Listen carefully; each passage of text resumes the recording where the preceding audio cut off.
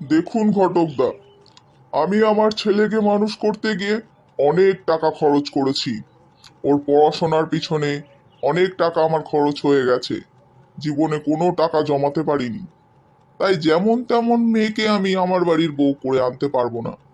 এমন কোনো মেয়েকে নিয়ে আসুন যে আমার ঘরে প্রচুর টাকাও নিয়ে আসবে। সে তো নিশ্চয়। কিন্তু আপনার ওই রকম রাজপুত্রের মতো ছেলের সঙ্গে আমি যে কোনো মেয়ের বিয়ে কি দিতে পারি? দিতে পারি না। তাই একটু ভালো মেয়ে খুঁজতে তো টাইম লাগবে। সে তুমি টাইম নিতেই পারো, কিন্তু যে মেয়ে আসবে সে যেন খালি হাতে আমাদের বাড়ি না আসে। আমাদের বেশি কিছু দাবি নেই। ছেলেটা বাসে করে অফিস যায়, সেই জন্য ওর একটা গাড়ি, আর বাড়ির অবস্থা তো আমাদের দেখছেন, বাড়িটাও সারাতে হবে। আর যে মেয়ে আসবে তার গায়ে একটু গয়না থাকলে হবে। এই ধরুন 1,20,000 দিলেই হবে। ছেলেকে অত কষ্ট করে মানুষ করেছি, তার পেছনে টাকা খরচ করেছি, আমাদেরও তো কিছু শখ আছে, তাই না? আপনারা যেরকম মেয়ের খোঁজ করছেন সেরকম মেয়ে আমার হাতে আছে। তার বাবার প্রচুর টাকা, আর মেয়েটিও বেশ ভালোই চাকরি করে, অনেক টাকা মাইনের চাকরি করে। কিন্তু আবার কিন্তুতে আটকে গেলেন কেন? আসলে মেয়েটির গায়ের রং একটু চাপা। ওইসব গায়ের রং টং নিয়ে আমাদের কোনো অসুবিধা নেই। যখন মেয়েটি ভালো মাইনের চাকরি করে তখন তো আর কোনো কথাই নেই। আপনি কথা বলুন। একটু ভালো করে ভেবে দেখুন, পরে পিছিয়ে গেলে আমারও তো মাথাটা হেট হয়। টাকা যখন আছে তখন আর কোনো অসুবিধা নেই। দেখুন, আমাদের টাকাটাই আগে দরকার। কিরে, শুনলাম নাকি কাকু কাকিমা তোর জন্য মেয়ে খুঁজছে? হ্যাঁ, খুঁজছে। কিন্তু আমার জন্য মেয়ে খোঁজা তো অত সহজ না। কেন? সহজ নয় কেন? তুই কি কোনো ডানা কাটা পরীকে বিয়ে করবি? ডানা কাটা পরি না হোক, কিন্তু যাকে দেখলেই ভালোবাসতে ইচ্ছে করবে এরকম মেয়ে তো আমার চাই। অত সুন্দরী সুন্দরী করিস না। এক সুন্দরীকে নিয়ে আমি জ্বলে পুড়ে মরছি। তুই সুন্দরীকে নিয়ে জ্বলে পুড়ে মরছিস বলে কি আমিও মরবো? আমার সুন্দরী ওরকম হবে না, খুব ভালো হবে। ঠিকই বলেছিস। আমার কুকুর কুকুর আর তোর কুকুর জিমি, এটাই হবে। তুই যা মাঝে মাঝে এক একটা কথা বলিস। তুই আমার কথা মিলিয়ে নিস।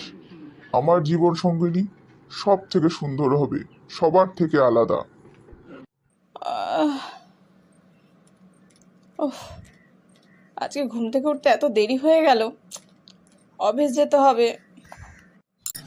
কি রে, তুই আবার এত সকাল সকাল রেডি হয়ে কোথায় যাচ্ছিস? কোথায় আবার, অফিস যাচ্ছি। সবার অফিসের একটা নির্দিষ্ট টাইম আছে, তোর নেই কেন? ওহো, সবার কাজ যে সমান হবে তাই কি কখনো হয়? আমার কাজ সবার থেকে আলাদা। সব সময় বলিস তোর কাজ সবার থেকে আলাদা, কিন্তু কি আলাদা সেটা আর বলিস না। কি এমন কাজ করিস তুই? মা, আমার অফিসে দেরি হচ্ছে, এত প্রশ্ন করো না, আমাকে যেতে দাও। অরুণ, অরুণ, ঘুমিয়ে পড়েছিস? না, কেন? কালকে আমরা তোর জন্য মেয়ে দেখতে যাচ্ছি, তুই যাবি তো? কালকে? কালকেই যেতে হবে? হ্যাঁ, তোর বাবা মেয়ের বাড়িতে কথা দিয়ে দিয়েছে, সেই জন্য কালকেই যেতে হবে। তুই কি যাবি? কালকে তো আমার যাওয়া হবে না। কালকে একটা নিউজ কভার করার জন্য আমাকে এমএলএর বাড়ি যেতে হবে। তোমরা দেখে এসো, তোমাদের পছন্দই আমার পছন্দ। ঠিক আছে, আমাদের যদি মেয়ে পছন্দ হয় আমরা কিন্তু পাকা কথা দিয়ে আসবো। ঠিক আছে, আমি তো বললাম তোমাদের পছন্দই আমার পছন্দ। সে নিশ্চয়ই আমার মনের মতনই হবে। মিস্টার গুপ্তা, আজকে কিন্তু আবার নিরুমাকে ছেলের বাড়ির লোক দেখতে আসছে। নিরুমা আজকে বাড়িতে আছে তো? হ্যাঁ, নিরু আজকে বাড়িতেই আছে। আজকে ওর মা ওকে একটু সাজাচ্ছে। এ তো ভালো কথা, একটু সেজেগুজে আসলে ভালোও লাগে। তোমার সাজানো হয়েছে নাকি আরো কিছু বাকি আছে?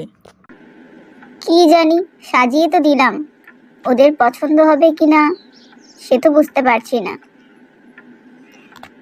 ওদের যদি পছন্দ না হয় তাহলে আমাকে হবে না, তোমার সাজানোকে না। এমনিতে তোকে আজকে খুব সুন্দর লাগছে।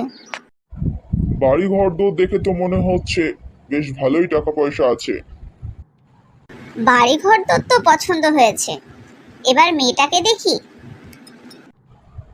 মেয়ে যেমনই হোক, এরা যদি আমাদের সব দাবি মেনে নেয় তাহলে আর আপত্তি করব না। ঘটকদা নিশ্চয় আমাদের সব দাবি আপনাদের বলেই দিয়েছে। কি ঘটকদা, সব বলেছেন তো এনাদের? হ্যাঁ হ্যাঁ, সব বলেছে। আপনাদের চিন্তা করতে হবে না। আপনাদের যদি আমার মেয়েকে পছন্দ হয়, আমরা আমার মেয়েকে ভরিয়ে দেব। আর তাছাড়া আমার যা কিছুই আছে সব কিছুই তো আমার নিরুমায়ের। ঠিক আছে ঠিক আছে, ওসব না হয় পরে হবে। আগে মেয়েকে ডাকুন, আমরা দেখি। হ্যাঁ হ্যাঁ, এক্ষুনি আসছে। নিরুমা, নিরুমা, এদিকে আয়। তুমি নিরুপমা? হ্যাঁ, আমার নামই নিরুপমা গুপ্তা। কি গো,